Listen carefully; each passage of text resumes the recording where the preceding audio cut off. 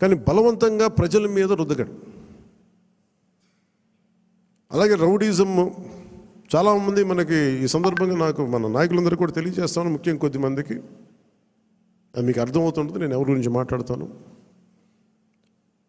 Rowdyism దయచేసి మీరు నమ్మకండి. ముఖ్యంగా మన నాయకులు కొద్దిమంది చెప్తున్నాను, దయచేసి రౌడీజాన్ని నమ్మకండి.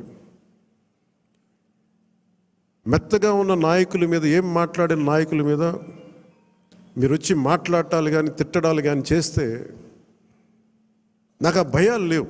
మీరు అది గుర్తుపెట్టుకోండి.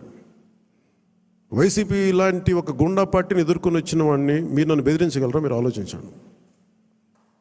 కొంచెం లోతుగా మీరు అధ్యయనం చేయాలి దాన్ని. ఎందుకంటే మాట కావాల్సిన సంస్కారం కావాలి. ఇక్కడ మీరు కూర్చోబెట్టి బెదిరించేసి సామాజిక మాధ్యమంలో మన నాయకులు మీరే తిడతా ఉంటే నేను మిమ్మల్ని వదులుకోవడానికి సిద్ధంగా ఉంటాను, గుర్తుపెట్టుకోండి.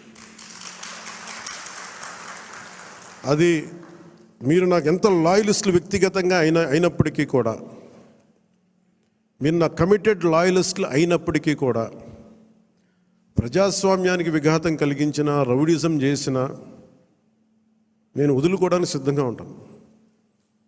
దయచేసి దీన్ని మీరు మంచి మనసుతో అర్థం చేసుకోండి. అది నేను మాట్లాడినప్పుడు ఎందుకు చాలా తీవ్రంగా ఉంటుంది, చాలా గట్టిగా మాట్లాడతాను. దయచేసి దీన్ని మీరు లోతుగా తీసుకొని, ముఖ్యంగా మహిళా నాయకురాలను ఎవరన్నా సరే సామాజిక మాధ్యమాల్లో కించపరిచిన ఒక మాట అన్నా, అజయ్ గారికి కూడా చెప్తా ఉన్నాను ఈ సందర్భంగా, చాలా ఫర్మ్ యాక్షన్ తీసుకోండి సార్. నేను ఈరోజు అందరి ముందు చెప్తున్నాను, you have all the right. చాలా ఫర్మ్గా చెప్పండి. మనందరినీ మనం సంస్కరించాలి అనుకున్నప్పుడు మనమే సంస్కారహీనంగా మాట్లాడితే ఎట్లా? అలాంటి వ్యక్తులని మీరు చాలా బలంగా మీ నిర్ణయం తీసుకోండి. మీ నిర్ణయం వెనక నేను ఉంటాను.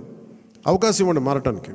తప్పదు అనుకున్నప్పుడు మీరు పార్టీలో నుంచి కూడా మీరు వెళ్ళిపోవాల్సి వస్తే వెళ్ళిపోనివ్వండి, ఇబ్బంది పడద్దు. ఎందుకంటే ఇది మనం చాలా కమిటెడ్గా ఇచ్చిన విజయం ప్రజలు. ఇది ఎప్పుడు ఓట్లు వేయని వాళ్ళు,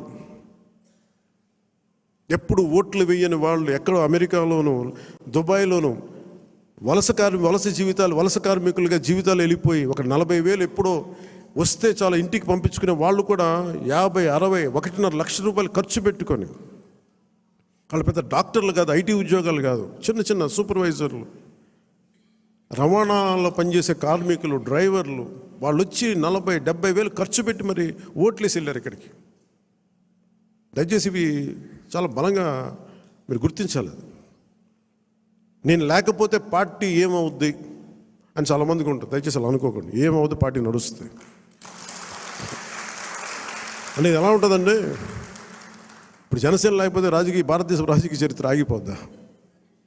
పవన్ కళ్యాణ్ లేకపోతే భారతీయ రాజకీయ చరిత్ర ఆగిపోతే ఆంధ్రప్రదేశ్ రాజకీయాలు ఆగిపోతాయా? దీన్ని నేనేం చేస్తాను, ఒక అవకాశంగా తీసుకోవాలి ప్రజలకు సేవ చేయడానికి తప్ప, నేను లేకపోతే పాలిటిక్స్ లేవు, నేను లేకపోతే అసలు వీళ్ళు ఎలా గెలుస్తారు. కాలం చాలా చాలా గొప్పది. ఇలా విర్రవీగిన వాళ్ళకి 11 సీట్లతో పరిమితం చేసిన వాళ్ళకే అంతుంటే మరి అలా మనలో ఉండి భయపెట్టేవాళ్ళు కానీ భయభ్రాంతులు చేసేవాళ్ళు, రౌడిజం చేసేవాళ్ళు మీరెంతో కూడా ఆలోచించాం. ఇంకా నేను చాలా తెగించి వచ్చాను. ఒక పార్టీ నేను నడుపుతున్నానంటే చాలా చాలా తెగించుంటే తప్ప ఒక పార్టీని నడపలేను. నేను కమిటెడ్గా ఉన్నానంటే నా వెనక ప్రతిరోజు చెప్తాను, సరదాగా చెప్పను. నేను 24 గంటలు బతకడానికి నేను ఉంటాను, అంతకుమించి నా దగ్గర భవిష్యత్తు కూడా పెద్ద ఆలోచించాను నేను. అలా అంత బలంగా నేను ఉండబట్టే ఈ రోజున జనసేన ఆంధ్రప్రదేశ్ 5 కోట్ల మంది ప్రజలకి భూతం అవ్వడమే కాకుండా ఎన్డీఏ కూడా బలం అయిపోయింది, మనం గెలిచిన అన్ని సీట్లు. అంటే ఇవన్నీ ఎందుకు చెప్తున్నానంటే నేను అంత తెగించి ఉన్నాను నా దేశం కోసం, నా సమాజం కోసం. దయచేసి దాన్ని అందరూ దృష్టిలో పెట్టుకోండి.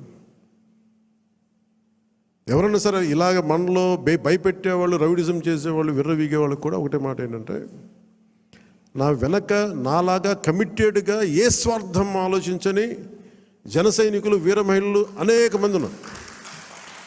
వాళ్ళు మామూలు వాళ్ళు కాదు. వాళ్ళు ఏం ఆశించరు. పని చేసి మళ్ళీ కనిపించరు కూడా కనిపించరు. ఎక్కడెక్కడ విదేశాల్లో ఉంటారు.